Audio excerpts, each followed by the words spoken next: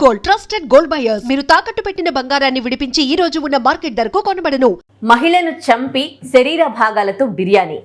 Rail బోగీలో అనుమానాస్పదంగా కనిపించిన ఒక సూట్ కేస్, అందులోంచి వస్తున్న భరించలేని దుర్వాసన తెరిచి చూసిన పోలీసులకు వెన్నులో వణుకు పుట్టించిన దృశ్యాలు.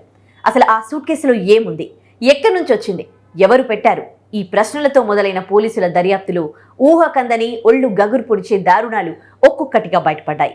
మానవత్వం సిగ్గుపడేలా మహిళను కిరాతకంగా చంపి శరీర భాగాలతో బిర్యానీ వండిన అత్యంత పైశాచిక ఘటన ఇప్పుడు దేశవ్యాప్తంగా పెను సంచలనం సృష్టిస్తోంది. వివరాల్లోకి వెళ్తే ఆగస్టు 5వ తేదీన తమిళనాడు రాజధాని చెన్నై నుంచి దేశ రాజధాని న్యూఢిల్లీ వైపు తమిళనాడు ఎక్స్ప్రెస్ రైలు బయలుదేరింది. ప్రయాణం సాఫీగానే సాగుతోన్న తరుణంలో జనరల్ బోగీలో సీట్ల కింద ఉన్న ఒక భారీ సూట్ కేసు నుంచి తీవ్రమైన దుర్వాసన రావడం ప్రయాణికులు గమనించారు. సమయం గడుస్తున్న కొద్దీ వాసన మరింత తీవ్ర రూపం దాల్చడంతో ప్రయాణికుల్లో తీవ్ర భయాందోళనలు మొదలయ్యాయి. రైలు ఉత్తరప్రదేశ్లోని ఆగ్రా రైల్వే స్టేషన్కు చేరుకోగానే ప్రయాణికులు వెంటనే రైల్వే పోలీసులకు సమాచారం అందించారు. సమాచారం అందుకున్న ఆగ్రా రైల్వే పోలీసులు హుటాహుటిన ఘటనా స్థలానికి చేరుకున్నారు. బోగీలోని ఆ సూట్ కేసును బయటకు దించి అనుమానంతో తాళాలు పగలగొట్టి తెరిచారు. లోపల ఉన్న దృశ్యాన్ని చూసిన పోలీసులే ఒక్కసారిగా షాక్ కు గురయ్యారు. అందులో ఒక మహిళ మృతదేహానికి సంబంధించిన శరీర భాగాలు మాత్రమే ఉన్నాయి. తల, ఇతర ముఖ్య భాగాలు లేకుండా కేవలం కొన్ని అవశేషాలు మాత్రమే ప్యాక్ చేసి ఉన్నాయి. దీంతో ఆగ్రా పోలీసులు వెంటనే హత్య కేసు నమోదు చేసి దర్యాప్తు ప్రారంభించారు. అయితే ఈ సూట్ కేస్ రైలు ఎక్కడి నుంచి బయలుదేరిన సమయంలో పెట్టారనే కోణంలో దర్యాప్తు చేయగా అది చెన్నై సెంట్రల్ స్టేషన్ నుంచే వచ్చినట్లు ప్రాథమికంగా గుర్తించారు. దీంతో ఆగ్రా పోలీసులు వెంటనే తమిళనాడు పోలీసులను అప్రమత్తం చేశారు. కేసును అత్యంత ప్రతిష్టాత్మకంగా తీసుకున్న చెన్నై పోలీసులు ప్రత్యేక బృందాలను రంగంలోకి దించారు.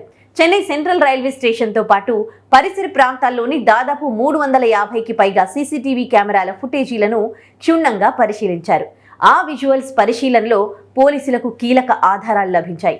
ఒక పురుషుడు, ఒక మహిళ కలిసి ఆ భారీ సూట్ కేసును మోసుకుంటూ తమిళనాడు ఎక్స్ప్రెస్ జనరల్ బోగీలోకి తీసుకువెళ్లి పెట్టినట్లు సీసీటీవీలో స్పష్టంగా రికార్డ్ అయింది. ఆ తర్వాత నిందితులు అక్కడి నుంచి చెన్నై పార్క్ సబర్బన్ స్టేషన్కు చేరుకుని లోకల్ రైలుకి గూడువాంజేరి ప్రాంతానికి వెళ్లినట్లు పోలీసులు గుర్తించారు.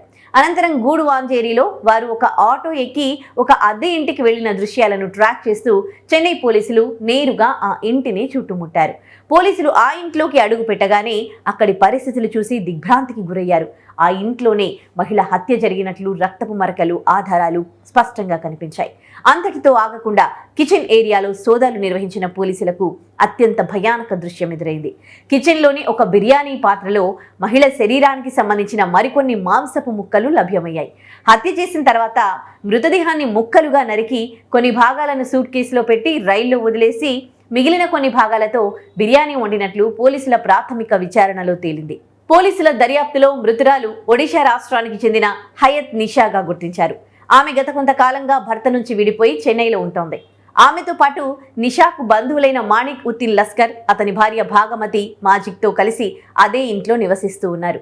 వీరి మధ్య చెలరేగిన విభేదాలే ఈ దారుణ హత్యకు దారితీసినట్లు పోలీసులు గుర్తించారు. ప్రస్తుతం నిందితులిద్దరినీ పోలీసులు అదుపులోకి తీసుకుని కఠిన సెక్షన్ల కింద కేసులు నమోదు చేసి విచారణ కొనసాగిస్తూ ఉన్నారు.